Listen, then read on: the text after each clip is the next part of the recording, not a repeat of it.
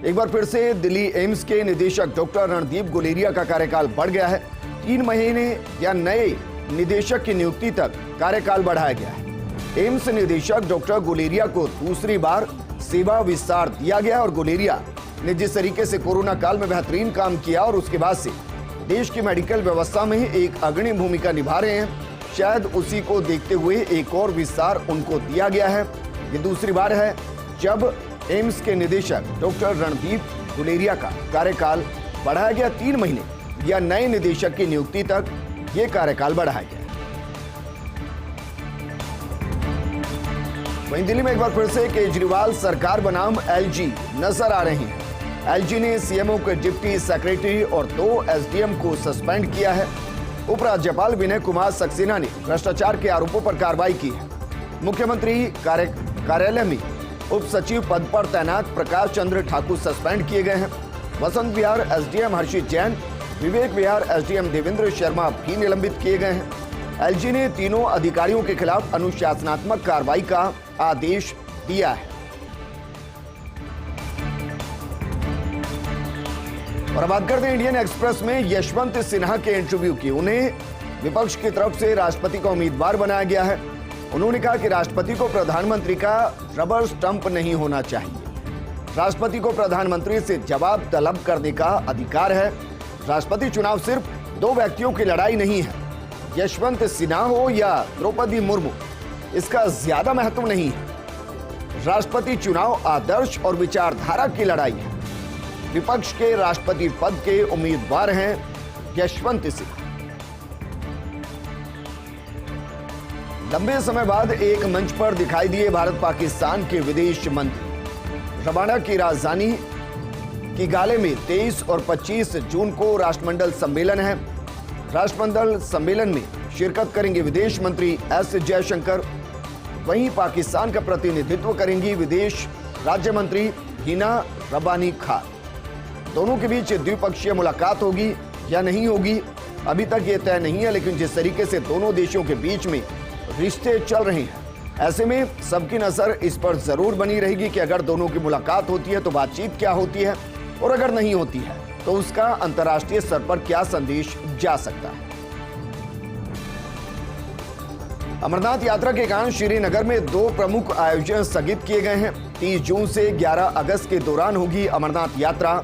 15 जून को श्रीनगर में आयोजित होने वाला फिल्मोत्सव स्थगित किया। 28 से 29 जून को होने वाली जीएसटी परिषद की बैठक भी नहीं होगी।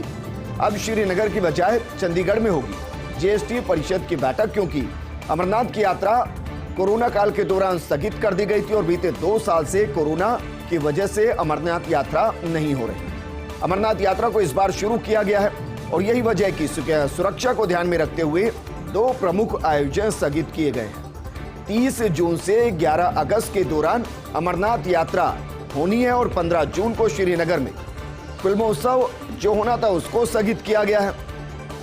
वहीं 28 और 29 जून को जीएसटी परिषद की बैठक होनी थी। अब इसे श्रीनगर की बजाय चंडीगढ़ में किया जाएगा। जीएसटी परिषद की बैठक अब चंडीगढ़ में होगी। परिवहन विभाग से इस साल की सबसे बड़ी खबर। परिवहन विभाग ने बंद किए प्रदेश में संचालित कर संग्रहण केंद्र। अब दूसरे प्रदेश से आने वाली गाड़ियों का टैक्स सिर्फ ऑनलाइन जमा हो सकेगा। 1 जुलाई से सिर्फ ऑनलाइन ही जमा हो सकेगा टैक्स। मुख्यमंत्री अशोक गहलोत के निर्देशों के बाद बंद हुए हैं कर संग्रहण केंद्र। परिवहन विभाग ने कर संग्रहण केंद्रों को बंद करने की अधिसूचना जारी की है। इस वक्त की बड़ी खबर आपको बता रहे हैं और परिवहन विभाग से जुड़ी इस वक्त की बड़ी खबर। परिवहन विभाग ने बंद किए प्रदेश में संचालित कर संग्रहण केंद्र। अब दूसरे प्रदेश से आने वाली गाड़ियों का टैक्स सिर्फ ऑनलाइन जमा हो सकेगा। 1 जुलाई से सिर्फ ऑनलाइन ही जमा हो सकेगा टैक्स। मुख्यमंत्री अशोक गहलोत के निर्देश के बाद कर संग्रहण केंद्र को बंद किया गया है। परिवहन विभाग ने कर संग्रहण केंद्रों को बंद करने की अधिसूचना भी जारी कर दी है। इससे एक तो ट्रांसपेरेंसी आएगी और दूसरा जो परिवहन लंबी लाइन में लगे रहते हैं वो समस्या अब खत्म हो जाएगी। जिस तरीके से अब टोल टैक्स पर आपको पैसा जमा नहीं कराना होता बल्कि आपके अकाउंट से कट जाता है, यहाँ आपको जमा कराना होगा लेकिन ऑनलाइन कराना होगा। उसके बाद आप इंटरस्टेट घूम सकते हैं, अंतर्राज्यीय घूम सकते हैं। मेरे सहयोगी शिवेंद्र परमार जोड़ गए हैं। शिवेंद्र, बड़ा फैसला लिया गया है, एक रिवॉल्यूशनरी फैसला है, लेकिन कौन सा कारण इसके पीछे का बड़ा? पहला कारण तो ये कि ट्रांसपेरेंसी बढ़ेगी, दूसरा है कि करप्शन कम होगा, तीसरा है कि जो परिवहन को लंबी कतारों में लगना पड़ता था वो अब नहीं होगा, वो आराम से चल सकते हैं। इसका सबसे बड़ा जो कारण है विजेंद्र, वो करप्शन है। मुख्यमंत्री अशोक गहलोत ने मई के महीने में एक बैठक ली थी और उस बैठक में मुख्यमंत्री ने कहा था परिवहन विभाग के जो आयुक्त हैं के.एल. स्वामी और परिवहन विभाग के मंत्री ब्रिजेंद्र ओला को कि परिवहन विभाग में इंस्टीट्यूशनल करप्शन है, यानी संस्थागत भ्रष्टाचार है। और आप समझिए कि अगर मंत्री और आयुक्त की मौजूदगी में इस तरह की बात मुख्यमंत्री कहते हैं तो उस विभाग के अधिकारियों के लिए इससे शर्मिंदगी वाली बात कोई हो नहीं सकती। और मुख्यमंत्री ने यह भी पूछा था कि जब बाकी प्रदेशों में कर संग्रहण केंद्र बंद हो चुके हैं तो ऐसा क्या कारण है कि राजस्थान में इन कर संग्रहण केंद्रों को बंद नहीं किया गया है। मुख्यमंत्री ने इसी बैठक में विजेंद्र फौरन ने निर्देश दिए थे कि ये इंश्योर किया जाए कि जून के आखिरी में प्रदेश में सभी कर संग्रहण केंद्र बंद हो जाएं और दूसरे प्रदेश से जो भी वाहन आते हैं उनका टैक्स ऑनलाइन जमा हो। परिवहन विभाग में ट्रांसफर, पोस्टिंग, जितनी भी मशक्कत होती है विजेंद्र, वो सभी इन कर संग्रहण केंद्रों के आसपास घूमती है, क्योंकि कर संग्रहण केंद्रों पर माना जाता है कि पोस्टिंग कराने के लिए परिवहन विभाग के अधिकारी लाखों रुपए खर्च करने के लिए तैयार रहते हैं। यही कारण है कि मुख्यमंत्री ने इसे गंभीरता से लिया। उनके पास इस तरह का फीडबैक था कि कर संग्रहण केंद्र के नाम पर परिवहन विभाग में जबरदस्त भ्रष्टाचार है। एसीबी भी लगातार सक्रिय हो रही थी और ट्रांसफर पोस्टिंगों में भी इसी कारण करप्शन देखने में आ रहा है। मुख्यमंत्री शिवेंद्र, ये भी कहा जा सकता है कि लगभग 1 महीने के बाद ही इसका ये भी असर पता चल जाएगा कि कितने का करप्शन होता था, क्योंकि अभी जो कलेक्शन है और ऑनलाइन जो कलेक्शन होगा उसको अगर एक दूसरे के साथ कंपेयर कर लेंगे तो आसानी से अंदाजा लग जाएगा। जाहिर तौर पर विजेंद्र, लेकिन इसमें एक चीज आपको समझनी होगी, करप्शन 2 तरह का था। अगर मान लीजिए कि मैं कोई ट्रक लेकर आ रहा हूं दिल्ली से और मैं एंट्री कर रहा हूं राजस्थान में, मान लीजिए किसी भी जिले से, तो वहां पर जो मुझे टैक्स है वो तो जमा कराना ही है। एक एंट्री फीस होती है जो बिल्कुल अवैध होती है, वो जाती थी परिवहन विभाग के अधिकारियों की जेब में। तो ये तुलना करना तो मुश्किल हो पाएगा कि ऑनलाइन टैक्स कितना आया, ऑफलाइन कितना आता था इस आधार पे। लेकिन ये तय है कि कर संग्रहण केंद्रों के नाम पर जो अवैध वसूली होती थी जिसका कहीं कोई रिकॉर्ड नहीं है वो बंद होगी। और परिवहन विभाग, शुक्रिया तमाम जानकारी हमारे साथ साझा करने के लिए। आगे बढ़ते हैं। दीवान हाउसिंग फाइनेंस लिमिटेड सीबीआई की जांच के घेरे में 34,615 करोड़ रुपए के बैंक घोटाले की जांच कर रही सीबीआई कंपनी के पूर्व सीएमडी कपिल वाधवान, निदेशक धीरज वाधवान और अन्य लोगों के खिलाफ धोखाधड़ी का मामला दर्ज है।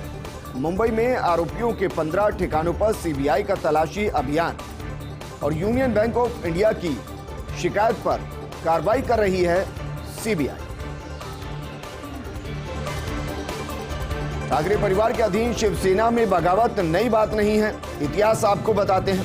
1991 का साल राकापा नेता छगन भुजबल ने शिवसेना छोड़ी थी। 2003 में उपेक्षा से दुखी होकर शिवसेना छोड़ गए राज ठाकरे। शिवसेना में बाल ठाकरे के उत्तराधिकारी माने जाते थे राज ठाकरे। उद्धव ठाकरे को शिवसेना प्रमुख बनाने से राज ठाकरे नाराज थे। जुलाई 2005 में नारायण राणे ने उद्धव ठाकरे पर सवाल उठाए। पार्टी विरोधी गतिविधियों के आरोप में निकाले गए नारायण राणे अब शिवसेना में ठाकरे परिवार को चुनौती दे रहे हैं एकनाथ शिंदे।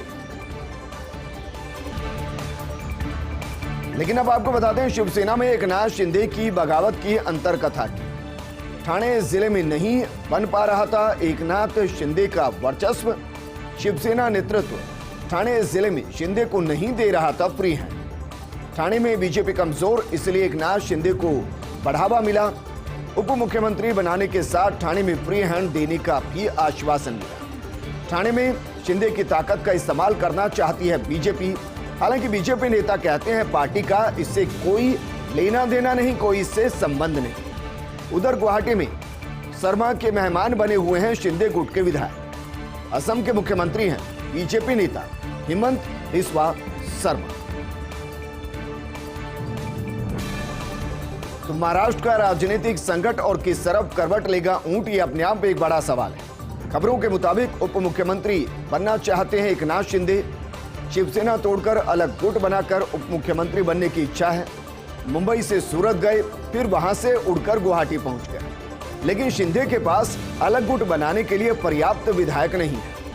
राज्यपाल को कोरोना, उद्धव ठाकरे ने मुख्यमंत्री निवास छोड़ा। उद्धव ठाकरे शिवसेना को बीजेपी की बी टीम बनाने को तैयार नहीं है।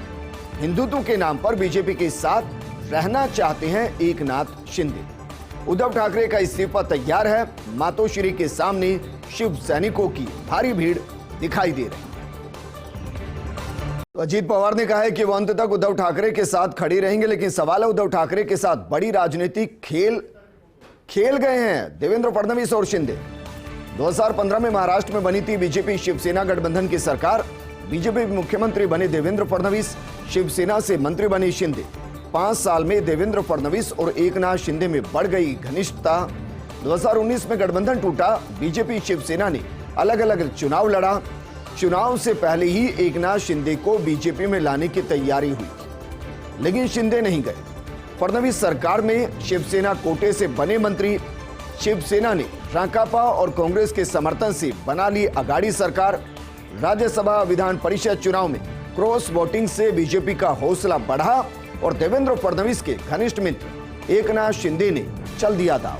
अब बुरी तरह हिचकोले खा रही है उद्धव ठाकरे की अघाड़ी सरकार।